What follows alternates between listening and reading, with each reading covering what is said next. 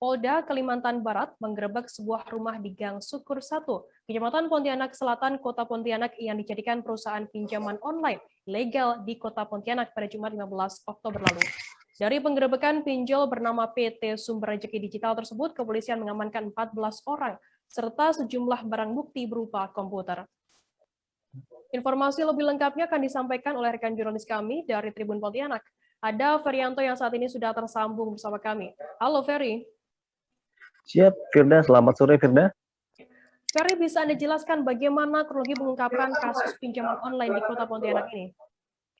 Nah, untuk pengungkapan kasus pinjaman online sendiri ilegal yang ada di Kota Pontianak sendiri, beberapa waktu lalu Direktorat Reserse Kriminal Umum Polda Kalimantan Barat mendapat informasi dari masyarakat bahwa ada dugaan pinjaman online yang beraksi di Kota Pontianak dan meresahkan warga masyarakat. Nah, kemudian dari penyelidikan tersebut dari Direktorat Reserse Kriminal Umum Polda Kalimantan Barat pada Jumat 15 Oktober 2021 sore itu melakukan penggerebekan di salah satu rumah yang berada di Gang Sukur, Jalan Veteran Kota Pontianak, Firda.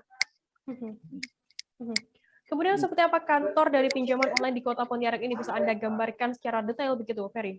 Nah, kalau untuk kantor dari pinjaman online ilegal yang ada di Kota Pontianak yang dilakukan penggerebekan oleh Polda Kalimantan kemarin, itu kantornya itu berada di dalam gang yang memang posisi Gang Sukur 1 di Jalan Veteran ini tidak jauh dari pusat kota.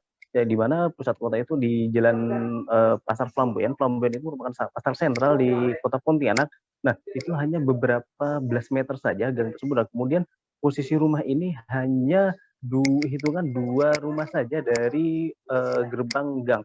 Nah, kemudian untuk kantornya ini hanya berbentuk rumah dalam rumah 2 lantai yang memang tidak nampak seperti kantor sama sekali, tidak. Memang hanya tampak seperti rumah biasa dengan bahkan cat dari rumah ini pun sudah kusam. Namun ketika masuk ke dalamnya itu bagian memang terlihat sekali seperti memang untuk kantor, dan dari di lantai 1 dan lantai 2 itu terdapat puluhan meja, memang meja itu personal satu-satu. Kemudian di setiap meja itu terdapat pula stop kontak yang dipergunakan bagi mungkin para karyawan ini untuk mengakses terkait pinjaman-pinjaman ini, Firda. Ferry, apakah saat ini sudah ada penetapan tersangka dalam kasus pinjaman online ilegal di Kota Pontianak? Nah, untuk sampai saat ini sendiri sudah kurang lebih sudah 3 hari ya hingga Senin ini pihak kepolisian sendiri masih melakukan pemeriksaan ya terhadap 14 orang yang diamankan tersebut sebelumnya.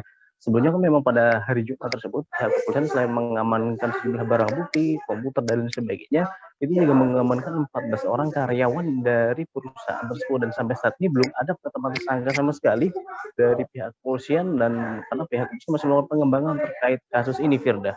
Jadi ke-14 orang tersebut statusnya masih dalam terperiksa hingga saat ini.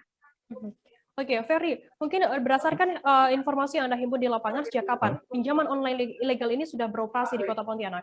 Nah, kalau untuk pinjaman ini sendiri sudah setahun belakangan beraksi di Kota Pontianak, Hidayah.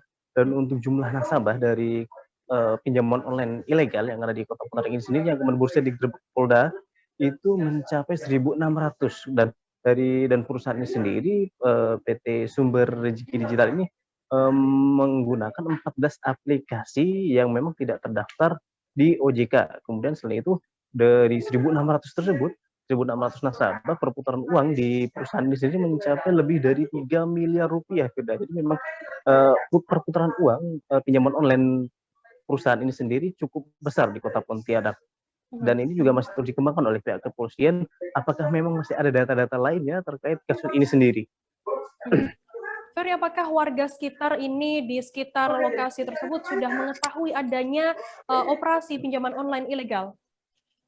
Nah, untuk kasus pinjaman ini sendiri, warga sekitar itu dari pihak RT, kemudian warga yang memang rumahnya itu tidak jauh dari lokasi sebelumnya tidak tahu apakah rumah ini dijadikan pinjaman online, namun mereka itu sempat mengatakan keresahannya dikarenakan karyawan dari perusahaan ini kan cukup banyak dan kantornya itu hanya berupa rumah kecil dan berada di gang kecil. Jadi karyawan-karyawan tersebut kendaraan-kendaraannya kerap mengganggu dari warga ini sendiri yang beraktivitas menggunakan lalu lintas jalan tersebut, karena dengan jumlah karyawan yang mencapai 60-an orang itu sangat memenuhi jalan gang tersebut yang mungkin hanya berkisar lebarnya itu 3-4 meter, tidak. Nah, kemudian warga sekitar juga itu sering mendengar suaranya itu walaupun rumah tersebut tertutup terus, tapi suara dari kegaduhan itu sampai terdengar beberapa meter dari rumah tersebut, dan warga itu menyampaikan bahwa suara memang seperti orang yang sedang menagih hutang, tidak ada. Jadi kecurigaan warga ini juga sudah cukup lama dan pihak warga sendiri sudah melaporkan ke pihak terkait, namun mungkin baru kali ini saja dari pihak terkait melakukan penggerebekan terhadap kantor tersebut, Firda. Baik, terima kasih rekan jurnalis dari Tribun Pontianak, Ferianto atas laporannya. Selamat bertugas kembali. Aktivitas mereka berarti tertutup ya, Pak? Ya, Aktivitas mereka di kantor itu berarti tertutup? tertutup. Tahu kan nggak tahu gitu? Enggak tahu. Tertutup, Mas. Tertutup hari ini. Dan berapa kali itu ke sini minta ini, minta izin ini. Tentu saya enggak pernah mengizinkan untuk parkir motor pun enggak boleh. Enggak saya izinkan untuk di daerah sini.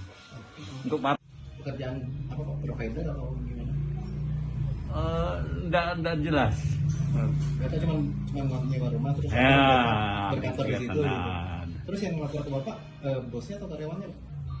Waktu itu saya nanya itu bosnya katanya Jakarta kah apa gitu ya. Pokoknya yang dipercaya itulah yang datang itu. Siapa Pak namanya yang datang? Nggak tahu saya, ada 3 orang. Dan 3 orang itu nasi muda 2.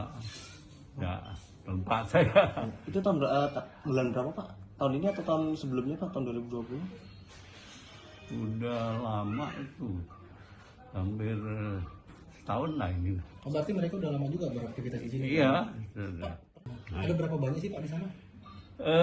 Menurut informasi itu 40-an orang. Nah, mungkin bisa lebih dari laporan keamanan.